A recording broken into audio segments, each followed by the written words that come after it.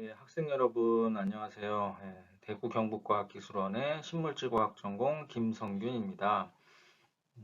오늘은 여러 학생들이 RNA 연구 주제를 정할 때 그리고 연구 방향을 설정할 때 유의해야 될 사항들에 대해서 화학 효과를 중심으로 좀 한번 살펴보도록 하겠습니다. 네, 먼저 자율 연구가 뭔지 한번 여러분들 생각을 해봐야 되는데 어, 이 과제 연구라는 것은 자신의 관심 분야를 공부하기 위해서 자율적으로 연구를 하는 그 소그룹의 학생 프로젝트를 말하는데 여기서 얘기하는 이 자율 연구라는 건 뭐냐?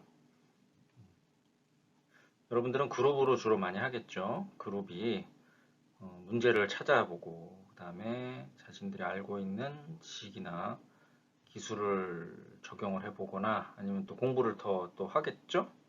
지식을 또 습득을 하면서 이 문제 해결 방안을 찾아보는 어떤 전체적인 일련의 과정이다 라고 우리가 얘기를 하는데, 그래서 여러분들이 RNA 자율 연구를 하면서 주로 이제 하는 과정이 이런 거예요. 어떤 주변이나 어떤 관련된 문제를 찾아보고 그 문제의 해결 방안을 제시해보는 그런 식으로 과제 연구가 구성되어야 된다 하는 겁니다.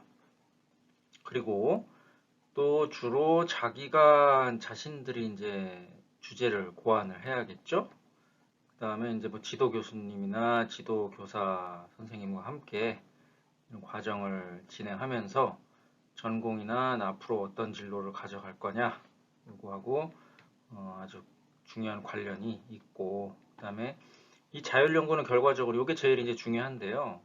이런 일련의 연구 과정을 처음부터 끝까지 한번 쭉 1년 동안 경험을 해보면서 과학자라는 게 뭐냐라는 그런 것들도 한번 익혀보고, 그 다음에 이런 적성 진로도 고민하고 하면서 어, 과학자는 어떻게 사회의 문제점을 인식하고 해결해야 되느냐 이런 것들을 생각해 볼 수 있는, R&D가 Research and Education이잖아요. 그래서 연구 활동을 하는 과정에서 여러분들이 뭘 배우는 그것을 가장 중요하게 생각한다라는 겁니다. 그러니까 새로운 어떤 되게 최신의 연구를 한번 경험해보는 이런 것도 중요하지만 실제로는 그 과정을 통해서 여러분들이 무엇을 배웠는가 하는 게 최종 평가에서도 아주 중요한 관점이 돼요. 그러니까 여러분들이 최대한 많이 배울 수 있는 그런 주제를 선택하는 것이 중요하다라는 겁니다.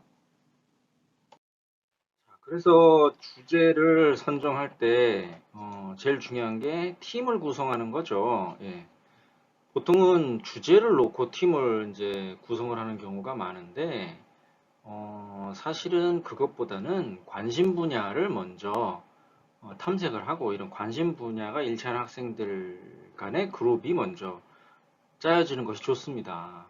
왜 그러냐면 여러분들이 이제 고교생이다 보니까 실제 내 관심 분야가 어떤 쪽이냐라는 거를 세부적으로 잘 알지 못하는 경우가 많고, 또 학문 분야, 그러니까 화학이라고 치면 화학에 어떤 대주제들이 있는지 이것도 잘 모르겠죠. 여러분들 어떤 연구 분야들이 있는지 이걸 미리 파악하는 것도 상당히 중요합니다.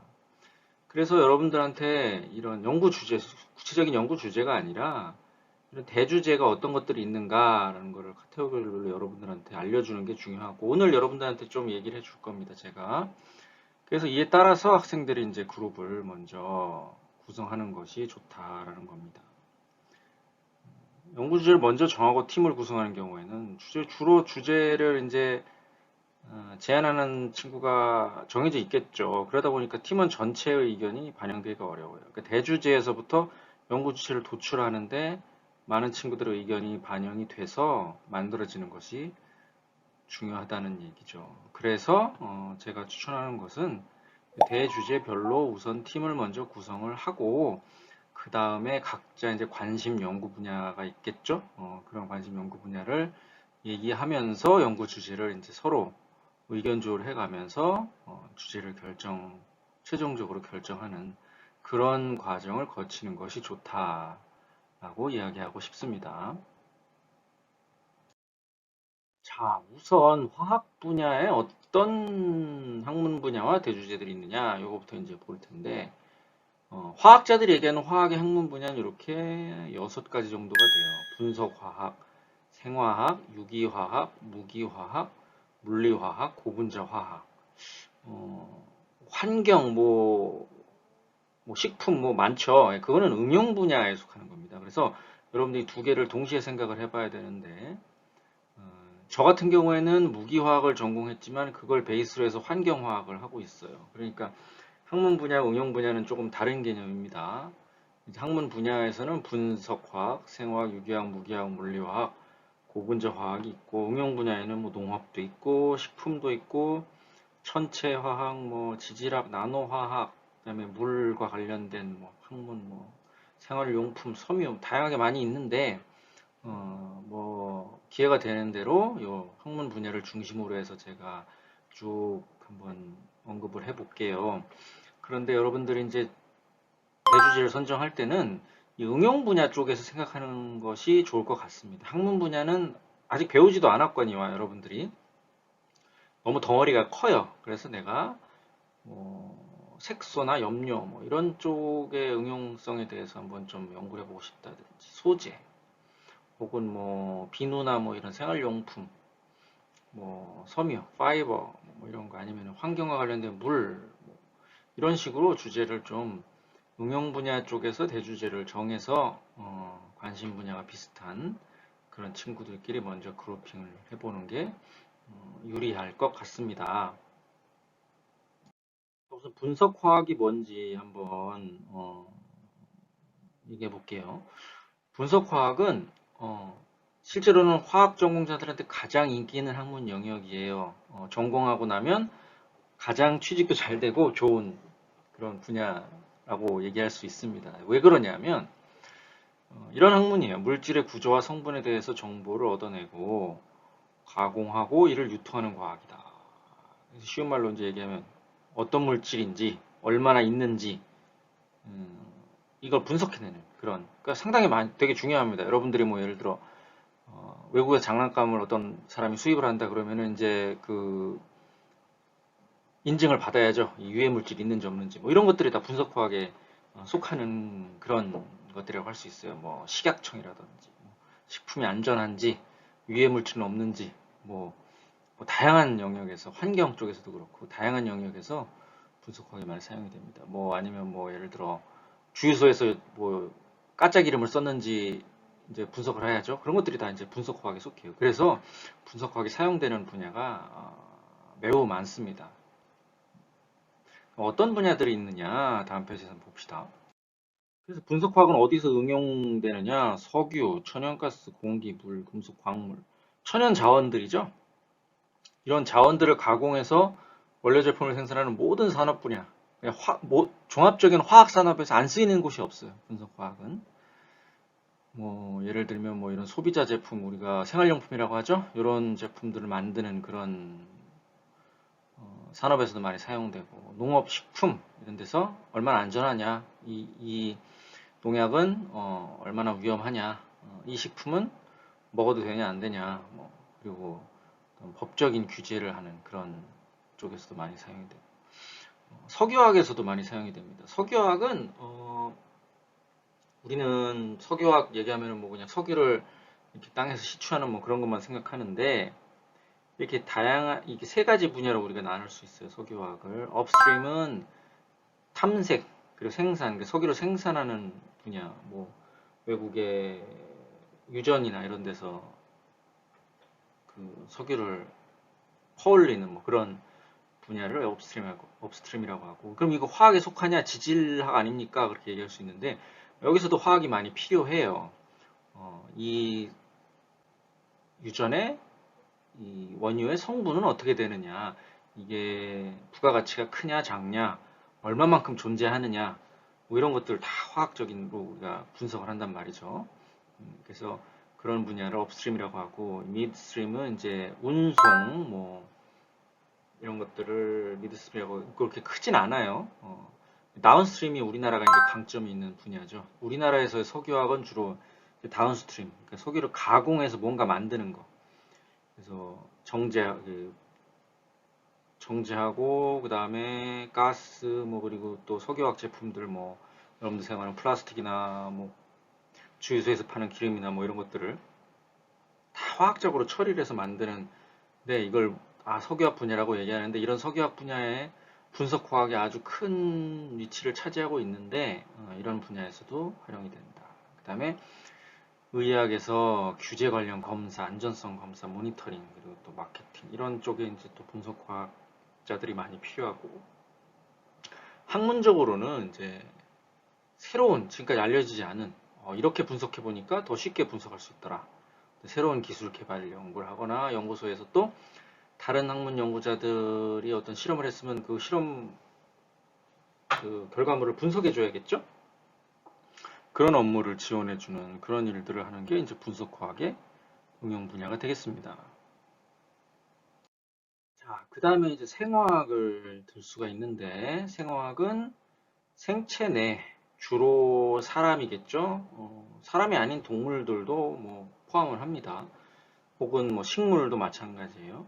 화합물의 구조, 많은 화합물이 있죠. 뭐 식물 같으면 뭐 광합성을 하는 엽록소도 있고, 뭐 우리 몸의 여러 단백질들의 효소나 뭐 여러 가지 그런 구조, 성분, 그리고 어떤 화학 반응이 일어나는가, 우리 몸속에서. 뭐 신경 전달하는 데 아세틸콜린이라는 화합물이 뭐 어떻게 화학 반응을 일으키느냐, 뭐 이런 것들을 연구하는 학문입니다. 그 생화학은 유기화학, 무기화학, 물리화학 이 융합된 학문이라고 우리 얘기할 수 있는데 생명체가 어떻게 에너지를 얻고 유전종이 어떻게 유전되고 질병이 어떻게 일어나는지 이걸 알아보는 그런 과정에서 융합적으로 탄생한 학문이다. 세부 분야는 분자생물학, 유전화학, 신경화학, 생무기화학, 생유기화학, 생무기화학. 복잡한데 분자생물학이 이제 몰레큘 레벨에서 뭐 생물의 어떤 분자 거동을 살펴보는 게 분자생물학이라고 하죠. 유전학, 신경화학은 신경전달 뭐 이런 쪽에 대해서 공부하는 거고 생무기화학은 우리 몸속에도 무기물이 많이 있습니다. 뭐 효소를 비롯해서 그런 것들을 이제 미믹한다든지 뭐 여러 가지 반응을 살펴보는 생유기화학은 생체 내 유기물들을 어떻게 합성할 거냐 뭐 이런 거. 글씨가 두 번 나왔네요. 생무기화학은. 그래서 생화학은 어떤 분야에서 많이 응용이 되느냐? 생명공학 뭐 대부분의 뭐 우리가 알고 있는 바이오 리서치 하는 회사들이 다 생명공학 쪽이죠. 생명체와 관련된 생체 반응을 이용해서 어떤 프로덕트를 만드는 응용 학문이다. 유전공학, 그다음에 세포 조직공학, 뭐 인공뼈를 만든다든지, 뭐 사람이 뭐 귀가 이게 잘못해서 떨어져 나가면 귀를 다시 재건해줘야 되죠. 뭐 그런 조직공학이라든지 유기화학과 상당히 많은 관련이 있고, 그래서 우리가 뭐 헬스케어 이런 표현 많이 씁니다. 농업, 비식용 농업 제품, 뭐 우리가 비식용 농업 제품이라면은 뭐 가구 같은 거, 나무 뭐 이런 것들이 이제 비식용 농업 제품의 가장 대표적인 그런 프로덕트죠. 환경 뭐 이런 쪽에 생명공학이 이제 활용이 많이 되고, 그다음에 의학학은 뭐 옛날에는 주로 이제 약품을 개발하고 요즘 뭐 코로나 때문에도 또 제약회사들이 되게 각광을 받고 있죠. 근데 메디컬 디바이스를 포함하기도 합니다. 뭐 예를 들어 뭐 전자코를 통해서 뭐 뭔가 질병을 판단한다든지 아니면은 뭐 우리 몸에 뭐 인공 심장 박동기를 뭐 설치한다든지 뭐 이런 것들을 다 포함하고 얘기하기도 해요. 좁게 넓게 얘기할 때는 이런 것들을 통틀어서 우리가 의학학이라고 얘기하는데 레귤레이션을 많이 받습니다. 잘못하면 사람이 죽으니까 레귤레이션을 많이 받고, 연구소나 학교에서는 그럼 어떤 분야를 연구하냐, 이런 관련된 기초 연구를 많이 수행을 해요.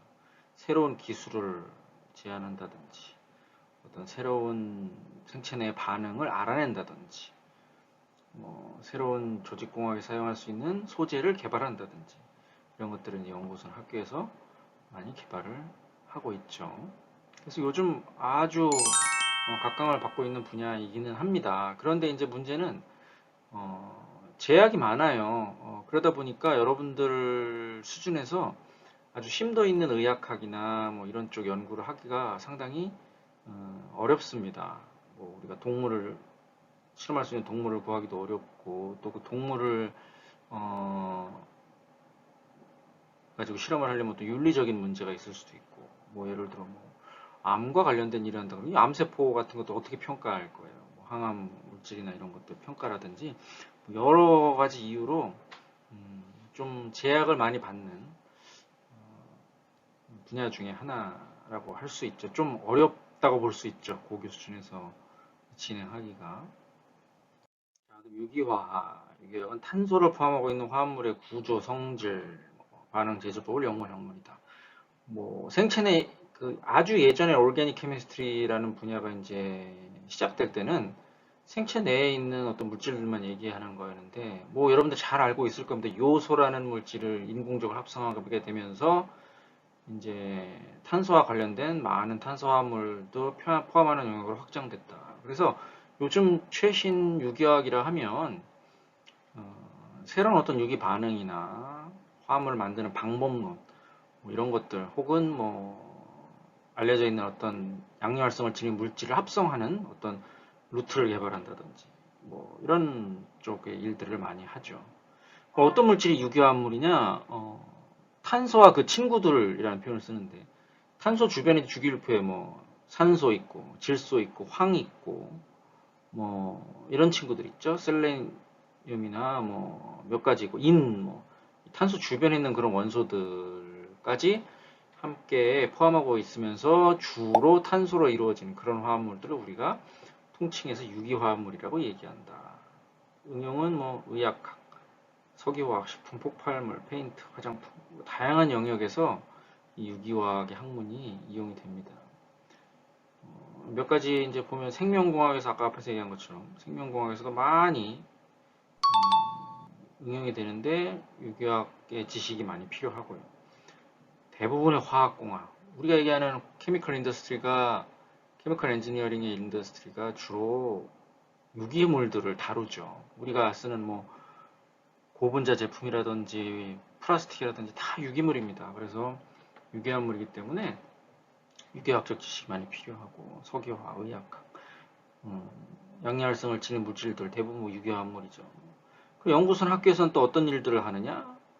새로운 유기반응 관련 이론, 그래서 뭐 알려지지 않았던 그런 새로운 어떤 유기반응 경로를 개발한다든지, 그렇게 알려진 경로를 통해서 뭐 어떤 항암물 효과를 지닌 물질을 싸게 합성할 수 있는 방법을, 루트를 개발한다든지 뭐 이런 일들을 하죠.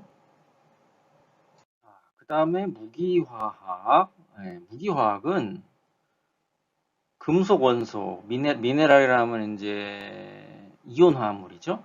유기금속 화합물은 금속과 유기물, 탄소가 같이 포함된 물질들, 이런 것들을 우리가 통칭해서 무기화합물이라고 얘기하는데, 이런 물질을 성질을 다루는 학문이다. 특히 탄소하고 금속을 같이 포함하고 있는 그런 화합물들이 있어요. 여러분들 고교 과정에서는 많이 다루진 않겠지만 이런 화합물들을 유기금속 화합물이라고 얘기를 합니다. 그러니까 금속이 관련되면 이제 상당히 특이한 화학적인 성질을 보이는데, 이런 것들을 우리가 무기화학이라고 얘기한다. 유기화학은 여러 분야에서 이제 응용이 되는데, 환경과학, 화합물들 환경에 대한 영향을 연구한다. 섬유 고분자공학, 플라스틱을 만드는 어떤 촉매를 제조한다든지, 인공섬유를 만든다든지, 자연섬유를 가공한다든지, 뭐 이럴 때 금속들이 많이 필요한데, 금속 원소들이 이럴 때 뭐 활용이 되기도 하고, 그다음에 모든 반도체 제품을 개발하는 데 있어서 무기화학이 기본적인 어떤 그 베이스가 되는 학문 영역이 되겠습니다. 금속, 광업, 원료 광물을 가공해서 어떻게 정제할 것이냐, 합금을 어떻게 만들 것이냐, 어떻게 만들면 가볍고 튼튼하게 될 것이냐, 뭐 이런 것들을 연구하는 그런 학문이고, 또 색을 어떻게 만들 것이냐, 주로 색이 나오는 물질들은 무기화합물의 경우가 많이 있습니다. 왜냐하면 유기색소는 몸에 안 좋은 경우가 많아요. 그래서 이 페인트, 코팅 색소 이런 것들을 무기물로 만들려는 그런 노력을 많이 하고 있습니다. 무기화학은 이런 학문이다라고 얘기할 수 있고요. 예, 그 다음에 이제 물리화학. 물리화학은 좀 상당히 물리하고 비슷한 영역이겠죠? 그래서 물질이 분자, 원자 수준 아주 미립자죠? 이런 수준에서 어떻게 거동하는지 연구하는 학문 분야다. 물질이 만들어지는 이론을 제안하는 등 소재화학과 밀접한 관련이 있다고 그랬는데 상당히 원론적인 원리를 탐구하는 학문 분야이면서도 응용학문하고 큰 관련이 있습니다. 예를 들어 최근에 또 우리나라의 그 어떤 화학하시는 분들이 금속이나 이런 물질이 아주 작은 그 결정화될 때 작은 핵을 결정 핵을 어떻게 만들어지느냐 요거를 연구를 하셔가지고 또 최근에 아주 좋은 이론을 밝히셔가지고 논문을 내신 걸로 아마 여러분들 관심 있는 분들은 언론 보도를 통해서 보셨을 텐데 그런 분야들 중에 분야가 다 이제 물리화학에 속합니다. 그래서 물리화학은 소재화학, 즉 이런 물질은 이런 성질을 가질 거야. 그리고 또 연료전지나 뭐 전자회로나 이런 데서 좋은 이런 성질이 필요한데 그런 성질을 가지려면 물질을 이런 구조로 만들어야 돼. 이런 것들을 이제 물리학자들이 이제 다들 연구하고 있죠. 그리고 또 의학화학에서도 분자 수준에서 요 화합물이 생체 내에 들어가면 어떻게 움직일 거냐, 어떤 반응을 할 거냐 이런 것들을 계산하고 시뮬레이션에서 이런 구조로 만드는 게 좋겠다라든지 이런 것들을 연구하는 게 물리학의 분야다. 그래서 이제 물리학자가 연구소나 학교에서는 또 어떤 일을 하느냐? 물질의 거동에 대한 이론을 연구하시는 분들도 많아요. 실제 실험하시는 분들도 많고. 그다음에 또 물리학의 핵물질. 그러니까 우리가 보통 화학에서는 이제 전자단위, 그러니까 핵이 아니라 전자단위의 움직임만 주로 살펴보는데 물리학에서는 핵물질 관련 연구도 같이 하는 경우가 있습니다. 이런 좀 아주 원론적인 그런 학문 분야 중에 하나라고 볼 수 있죠. 고분자 화학은 고분자를 연구한 학문이에요. 그래서 단량체, 모노머라고 얘기하죠. 로부터 만들어진 거대 분자, 마크로몰레큘즈라고도 우리가 얘기합니다. 폴리머라고도 하고 마크로몰레큘즈라고도 하고 이런 학문을 총칭합니다. 그래서 단량체를 어떻게 설계할 거냐. 단량체의 구조에 따라서 이제 폴리머의 성질이 결정될 테니까. 그 다음에 그런 단량체를 어떻게 중합할 거냐. 어떻게 마크로몰레큘을 만들 거냐. 뭐 이런 모든 영역을 포괄합니다. 그리고 또 폴리머를 어디서 쓸 수 있을 거냐. 다양하게 우리가 이제 얘기해요. 그래서 특히 화학의 다른 영역과는 다르게 화학의 다른 영역은 다 분자 단위에서 우리가 얘기를 하죠. 화합물을 가지고 얘기하는데 폴리머는 그것과는 다르게 거시적인 성질까지 직접 컨트롤할 수 있다. 폴리머의 구조에 따라서 거시적인 성질이 결정이 된단 말이죠. 녹는 점이 몇 도인지, 몇 도에서 말랑말랑해지는지, 이게 상온에서 딱딱한지 아니면 고무의 성질을 가지는지 이런 것들을 다 조절할 수 있기 때문에 아주 독특한 학문 영역이라고 할 수 있습니다. 그래서 여기 또 오타가 났네요. 고분자 화학입니다. 이 고분자 화학의 응용 분야는 플라스틱 접착제. 접착제도 사실은 고분자예요. 합성 섬유, 우리가 입는 옷들, 섬유, 합성 섬유, 그다음에 고무, 실생활과 밀접하게 관련 이런 물질들을 개발하는 이런 분야, 농업, 식물 원료 기반 고분자 물질, 식물 원료를 가지고도 폴리머를 많이 만드는 경우가 있어요. 뭐 예를 들어 녹말이라든지 여러분들 알고 있는 셀룰로스, 뭐 단백질 이런 것들이 다 식물 원료 기반 고분자 물질이죠.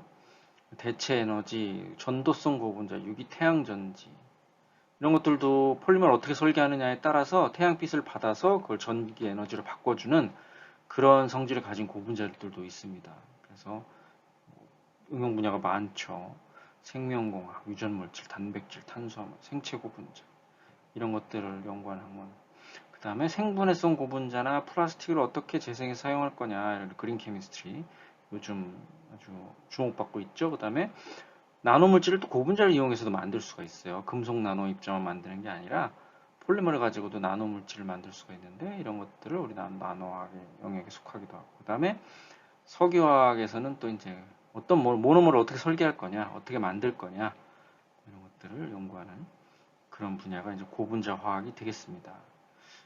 이렇게 우리가 이제 그 화학의 학문 영역을 살펴봤는데, 학문 영역의 관심 분야도 여러분들이 중요한데, 일단 응용 분야에서 좀 비슷한 관심을 가지고 있는 친구들끼리 그룹을 하면 좋을 것 같아요. 왜냐하면 아까 말씀드린 것처럼 같은 응용 분야를 가진 여러 학문 영역이 많아요.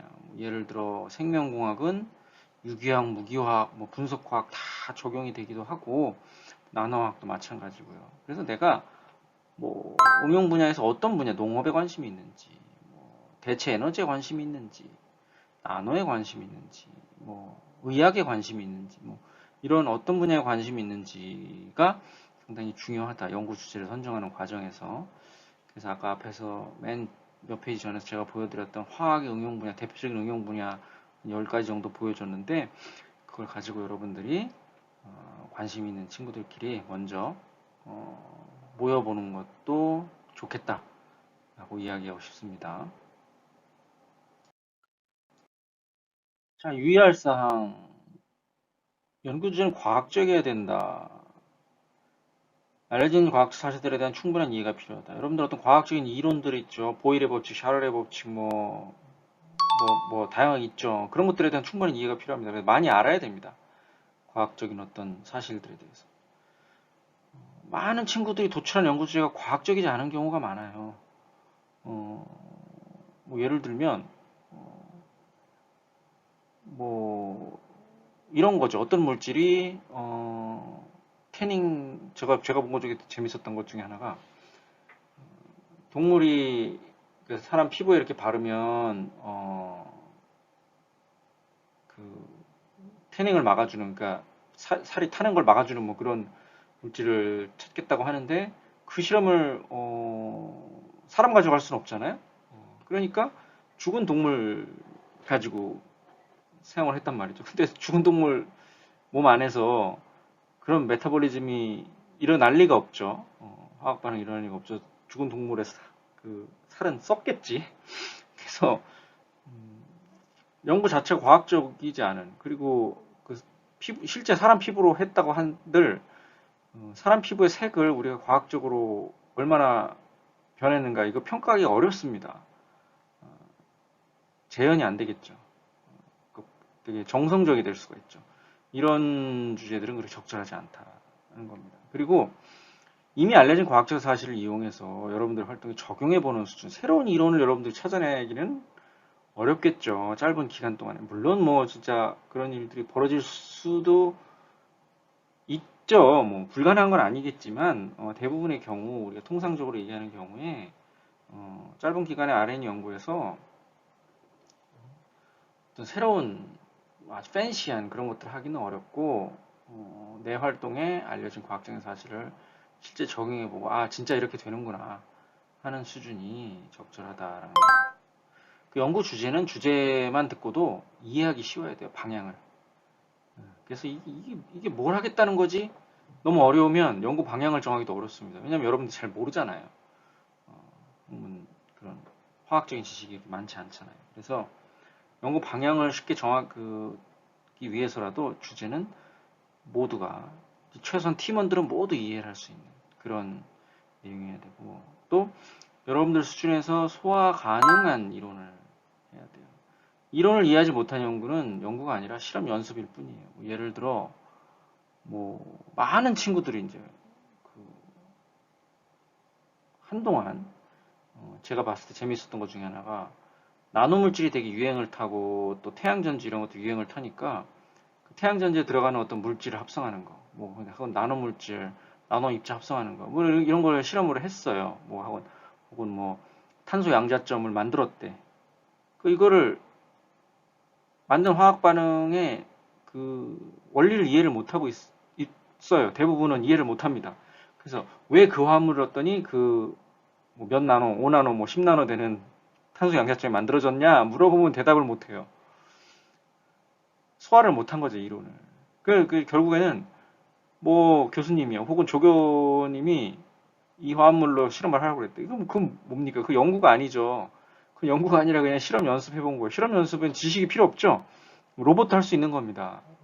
그런 식의 실험 혹은 연구 주제는 아무런 의미가 없다는 겁니다. 자, 그리고 접근 가능한 수준의 실험으로 결과를 도출할 수 있어야 된다. 아주 비싼 장비가 필요하거나 뭐 방문하는 대학 연구실에 있다면 뭐 사용할 수 있겠지만 대부분의 경우 그런 장비를 사용하게 되면 장비의 원리 자체를 여러분들이 이해를 못해요. 이거 상당히 중요한 겁니다. 내가 사용하는 어떤 측정기구나 장비는 원리를 여러분들이 완전히 이해를 해야지 되는데 그렇지 않은 경우가 많고 그러면 뭐 하는 의미가 없죠. 그냥 나 사용해봤다, 그거 한번 써봤다, 나노 입자 몇 번 합성해봤으니까 나는 나노과학 해봤다, 뭐 이렇게 얘기합니다. 원리는 하나도 모르는 상태에서 템을 찍고 샘을 전자현미경 사진을 찍어봤다, 원리가 뭔지도 모르면서 그렇게 한다는 거죠. 아무런 의미 없습니다. 혹은 아주 위험한 물질, 방사성 물질, 생물학적으로 아주 위험한 물질 이런 것들을 쓰는 실험들 어렵습니다. 준비된 공간에서 해야 되는데 여러분들이 1년 내내 대학 연구실 방문해서 실험할 수 있는 건 아니죠. 학교에서도 실험을 해야 될 경우가 많이 있겠죠. 그렇기 때문에 이런 위험한 물질이 있는 이런 실험은 별로 좋지 않다는 겁니다. 그럼 주제의 크기가 적절해야 된다. 여러분들이 1년 단위로 연구를 진행하니까 수개월의 과정을 통해서 원하는 결과, 원하지 않더라도 이게 내 가설이 맞는지 틀린지 알 수 있는, 즉 결과를 도출할 수 있는 그런 사이즈의 연구 주제여야 된다. 그리고 또 주제를 선정할 때 마지막으로 이게 제일 중요할 수도 있어요. 지도 교수님의 도움을 받아야 됩니다. 왜냐하면 은근히 과학적으로 검증 가능한 연구 주제가 아닌 경우가 많아요. 많은 친구들 같은 경우 이게 과학적으로 검증 가능하려면 과학이라 하면 재현 가능해야 되고 항상 누가 실험하더라도 똑같은 결과가 나와야 되고 그랬을 때 우리가 과학적 사실이라고 얘기하는데 거기에 정성적인 어떤 평가 이런 것들이 반영되면 어렵다는 거죠. 예를 들어 반의 모든 친구들이 땀 냄새를 느끼지 못하게 하는 어떤 방법을 개발하겠다. 땀 냄새를 죽일 수 있는. 근데 이런 건 과학적인 게 아닙니다. 왜냐하면 사람마다 다 후각이 다르죠. 그러니까 이런 주제는 그렇게 적절한 주제가 아니에요.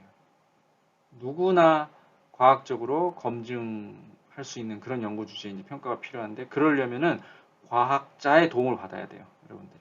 이게 과학적으로 검증이 되는 그 과학이냐, 사이언스냐, 요거를 여러분들이 스스로도 평가해 봐야겠지만 지도교수 혹은 멘토 혹은 지도교사님의 선생님의 도움을 받아서 평가하고 아니다라는 판단이 들면 좀 더 버릴 필요는 없습니다. 그걸 과학적으로 주제를 이제 바꿔야겠죠. 우리가 평가할 수 있는 방법을 통해서 과학적으로 검증할 수 있도록 주제를 구체화하는 그런 작업이 필요할 겁니다. 적절한 연구주의 제시, 이게 이전 이제 연구 주제 중에서 제가 좀 골라온 건데, 사실 다 적절하죠. 다 좋은 결과가 얻었으니까 다 좋은 평가를 받고 상을 받은 그런 주제들이겠죠. 보면 주변에서 쉽게 찾을 수 있는 소재를 쓰고 생활과 관련된 응용, 여러분들하고 아주 밀접한 관련이 있고 재미있고 문제를 만들고 그 문제를 해결하는 방법, 이런 것들도 식물 성장 효과, 식물의 이 피해약품 솔루션을 식물에 이제 넣고 배지에 넣고 키우면 되겠죠? 실험 설계가 그렇게 어렵지 않습니다. 그리고 또 환경 문제를 다루고 있거나 폐기물 재활용이라든지 이런 어렵지 않고 고교 수준에서 이론적으로 충분히 접근 가능하고 다양한 실험을 해볼 수 있으면서 분석 실험부터 합성 실험 여러 가지 실험들을 많이 해봐야지 여러분들이 배우는 게 많겠죠? 그래서 해볼 수 있으면서 실험 자체가 어렵지 않고 안전하다. 방사성 물질을 다룬다든지 이런 일이 있으면 안 된다고 얘기했었죠. 그다음에 결론 도출이 어렵지 않다. 가설이 옳을 수도 있고 그럴 수도 있어요. 이제 실제 연구자 저나 이게 다른 교수님들이 보기에는 저거는 아니라고 나올 것 같은데라는 생각이 드는 주제도 많습니다. 맞지 않는 주제도 많아요. 상관없습니다. 가설이 아니다라는 걸 증명하면 그것도 여러분들이 이제 과학적인 사실을 알아내는 거죠. 옳다 아니다가 중요한 게 아니라 확인이 가능하냐, 이게 상당히 중요합니다. 그래서 이런 주제들로 선정을 해야 된다라는 거죠. 자, 이거는 이제 화학뿐만 아니라 전체적으로 할 수 있는 얘기인데, 이렇게 연구 주제를 세웠으면 여러분들이 이제 이런 단계를 거쳐서 연구 방향을 설정해야 돼요. 자료 수집, 선행 결과를 잘 조사하고, 실제 현상을, 우리가 이제 문제점을 디파인 하려면 현상을 잘 관찰해야 됩니다. 그래서 가설을 만들어야 돼요. 제시한 문제를 해결할 수 있는 가설을. 이렇게 하면 이렇게 개선이 될 거다. 이런 걸 투입하면 이렇게 바뀔 거다. 그거를 증명하기 위한 실험을 설계해야 되는데, 이 실험 설계가 이제 중요해요.